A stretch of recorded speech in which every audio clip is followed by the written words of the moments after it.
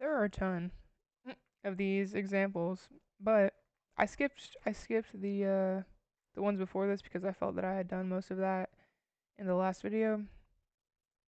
So we're gonna go through these that are a little bit more wordy and just kind of look at it. One thing that I had said, because I just kind of assumed that you would know, but you probably don't, is Celsius to Kelvin conversion. Whoa, what is that?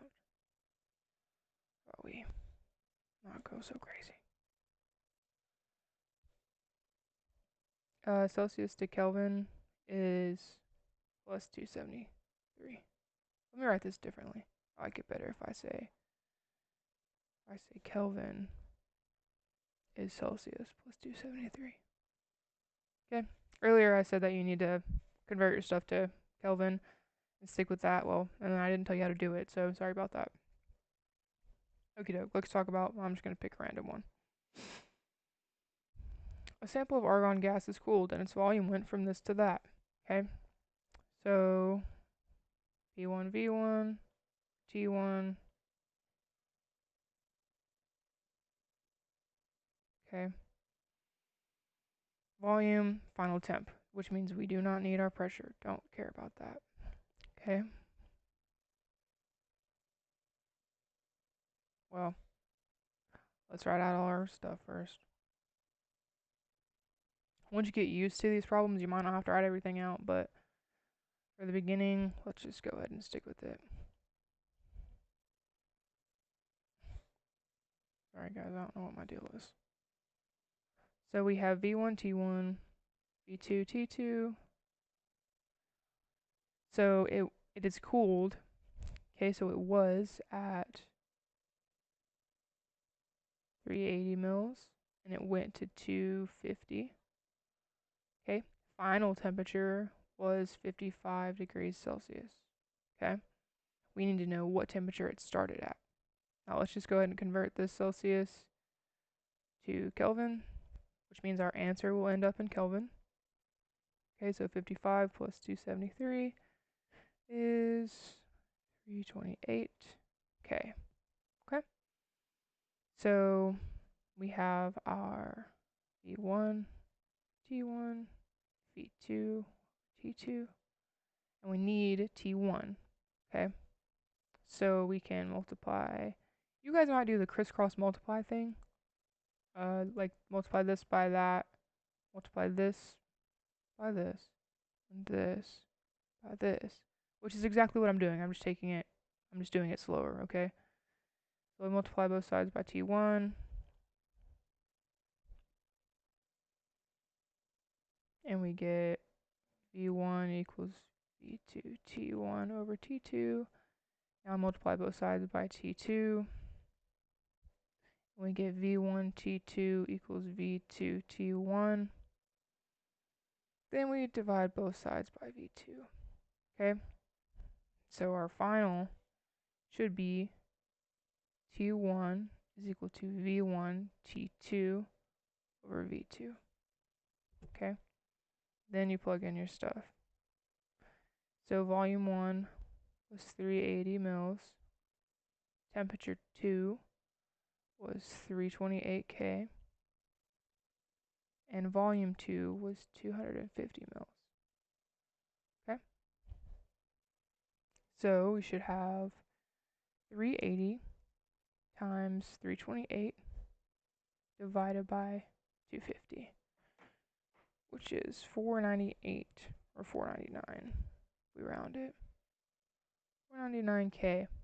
And let's see, it said it was cooled, which makes sense, right? So if our higher should go to lower, so we should be good. Okay? Okay, let's look down here a little bit.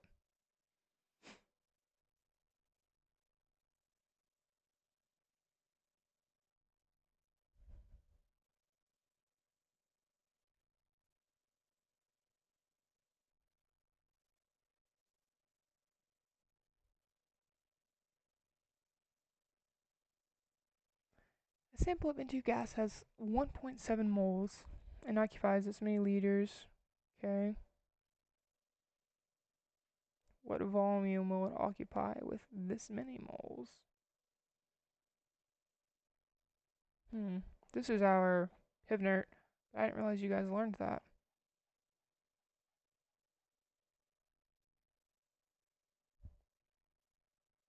Okay. So here we go. This is the formula we're using. We are adding in, which is just moles, okay? So just another variable, no big deal. So our new formula that we're working with just added an extra letter. So we should have P1V1 over N1T1 into T2. Okay, and like I said, the N is just moles. So let's scroll back to that one I was looking at. Okay, let's write all these out. Goodness. P1, V1, N1, T1.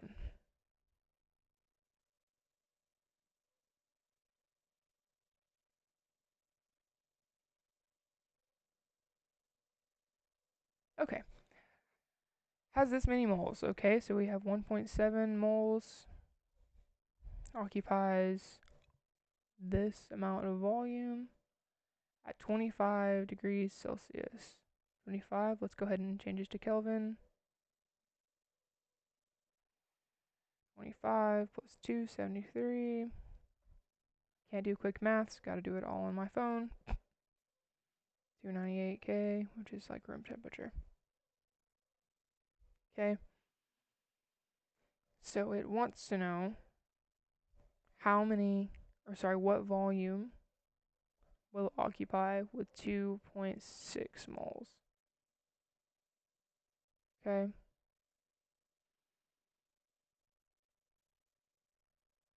So, with that being said, looks like our temperature stays the same.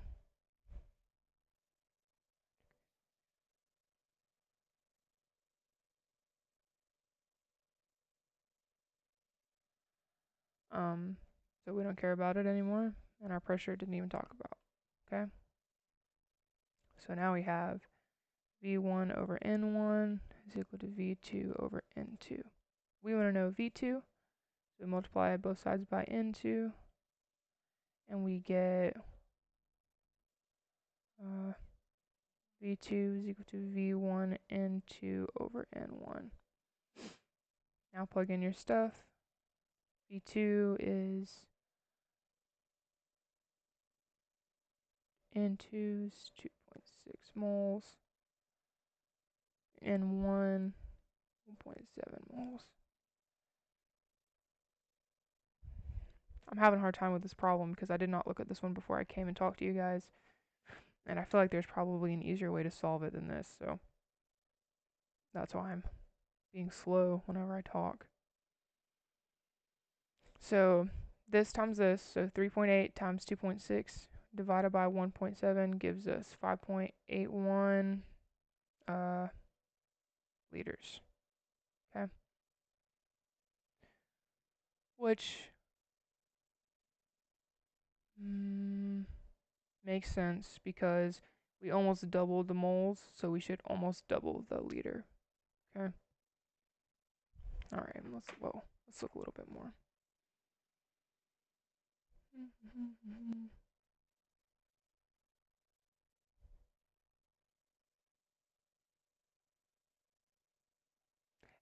If it only gives you one temperature, assume that temperature doesn't change, okay?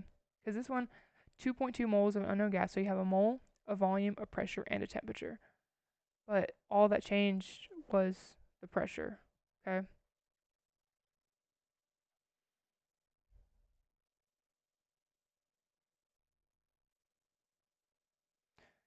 Five liters of a gas is known to contain this many moles if the amount of gas, okay, was new volume. I don't know, change. Okay, see, we just work one like that. These are no big deal, guys. Oh, look at that, we're already done. So I want you to stop at this. Let's see, I'll work one more, just so we actually did something on this. Let me. If you guys are having problems with it, let me know. Shoot me an email. We'll probably meet one more time this week, just to check on you guys and bid our farewells for the summer. All right, let's do 12. We'll do the last one. We'll go ahead and write this up here. P1. Oh, P1. See that? Look at that. That would make me mess up my whole problem.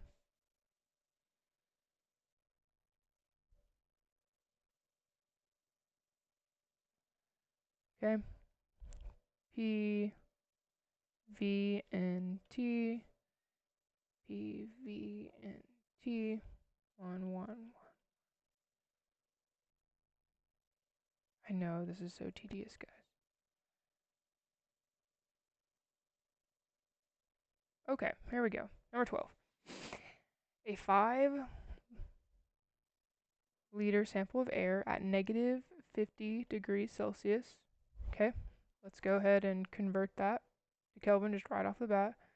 So we have negative 50 plus 273, okay? Which is 223 K. Pressure of 88 millimeters of mercury. I said 88, I meant 800, goodness. Okay? We have everything except our moles. They did not give us moles, okay? We want to know the new pressure in ATM specifically. It asks for that, okay? If the new temperature is raised to 125 and expands to 9.8 liters, okay? We're going to go ahead and convert this. So we need 125 plus 273, which is 398 K. Now, it specifically asks for ATM, so we can, I think that we should go ahead and, let's go ahead and convert this to ATM before we start working. So we want to know how many ATM equals 800 millimeters of mercury. Okay? What goes on top goes on bottom. If we look right here, we know that 760 is 1 ATM. Okay? So we should have 800 divided by 760, which is 1.05 ATM. Okay? I'm going to mark that out. Okay? Now, we don't need this. Get rid of this. Get rid of this. Okay? Okay, so I told you guys that I would figure this out, and I did. I don't really know what went wrong in the last one. I'm not sure what I was doing. So, what I want you to do is crisscross these. So like T1 times this, T2 times this, okay? So you'll end up with, what happened? Whoa. So you will end up with P1, V1, T2, because this got multiplied by this side and this by this side. That's a 2, equals P2, V2, T1. Okay, notice I've already done all this. This is ATM, this is K. Okay, like I did in the last video, that was no big deal. And we're still trying to find P2. So we'll just divide this by V2, T1, divided by V2, T1, and we get P2 equals P1, V1, T2, divided by V2, T1. Okay? Sorry, I don't know what the deal is. I guess today is just not my day for math. So we have P2 equals 1.05 ATM times V1, which is 5.0 liters, times T2, 398K, divided by 9.5 times 223K. Sorry, that was 9.5 liters.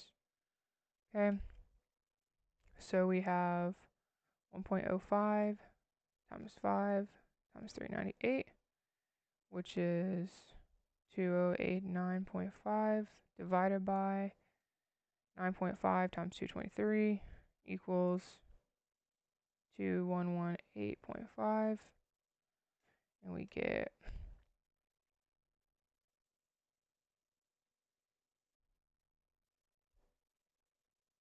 0.98, actually 0.99 when we round, which makes way more sense. Earlier I was getting 89 and that didn't make any sense. Okay, so this is number 12.